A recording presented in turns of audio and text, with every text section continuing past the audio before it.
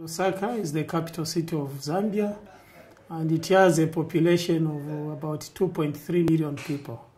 And out of that 2.3 million people, you have about 60 to 70% of that population living in the peri-urban areas of Lusaka. And out of that 70% I've referred to, we have about 90% of them using on-site sanitation. The high-income areas are well planned, and so those that could be on on-site sanitation using the septic tanks will easily acquire services of the tanker operators. And the cost, of course, they can be able to afford the cost of having such a level of service. But if you go to a low-income area where there is no planning, the access to the property is quite a challenge, it becomes difficult for the tanker service operators to provide this level of service. But also the fact that you are talking about the high cost of these services, the affordability capacity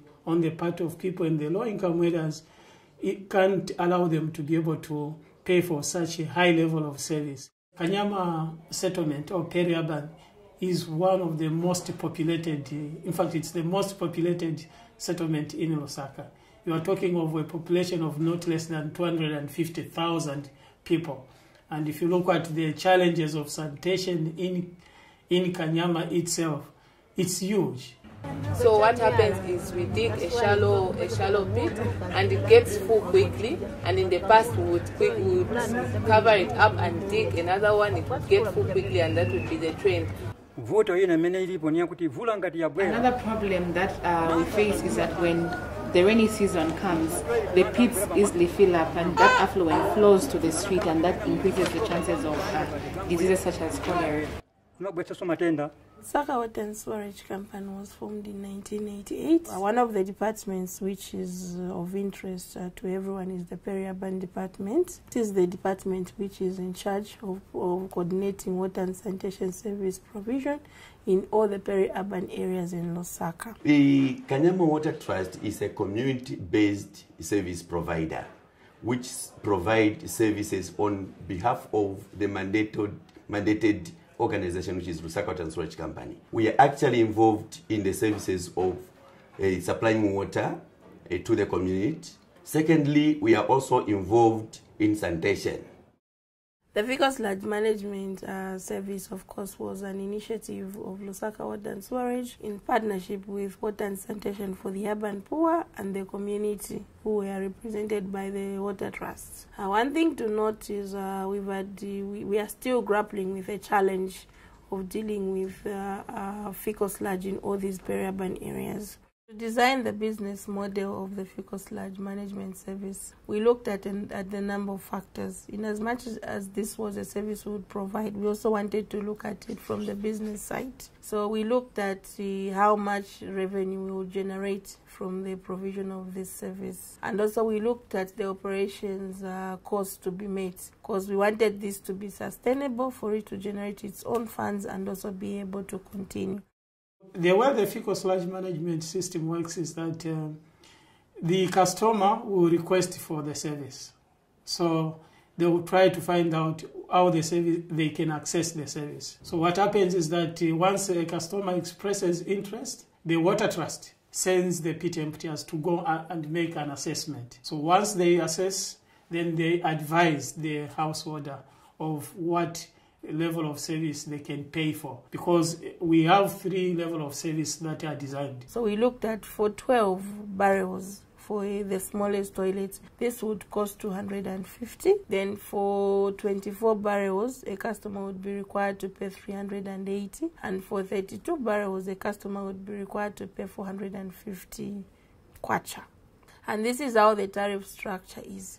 So it's up to the customer to tell us which amount they can afford, and also looking at the size of their toilets. I came to know about the pit emptying service through door-to-door marketing services. Since the first time we registered for this service up to now, we are the people that we are using to empty our pits.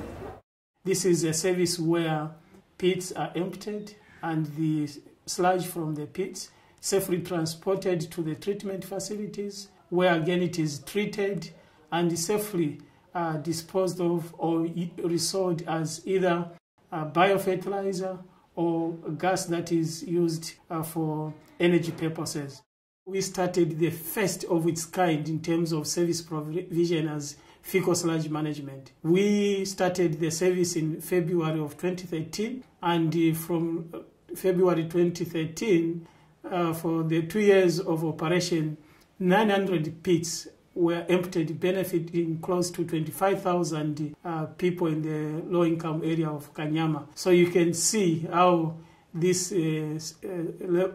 model of service delivery is responding to the sanitation needs of people in the low-income areas of Zambia, and in particular in Kanyama.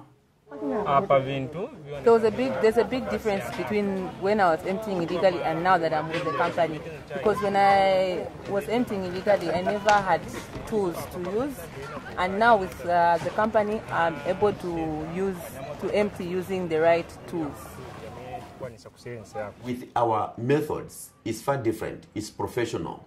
There is care, because when we go there to empty a toilet, we open up, we service it off, and we are able to empty it up to the bottom. Thereafter, we make sure that actually the site is disinfected as we leave the site. So it's more professional. It's really covering a good hygiene in our communities. I was very happy with the service because my pit was emptied to a considerable amount, and the service is worth the money that we pay for it. If I want a lot of sludge to be removed from my latrine, I will pay more. And if I want less, I will pay less. We know the things, for instance, that are making that the model to be not fully financially viable.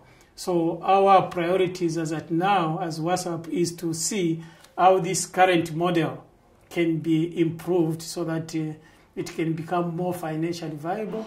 Because when it does so, then we can be able to, together with the Lusaka, be able to recommend it for scale up to other low-income communities. So this has really made our lives easy because we had a really big problem, and now with the pit empty as well, we have a service which is easily available.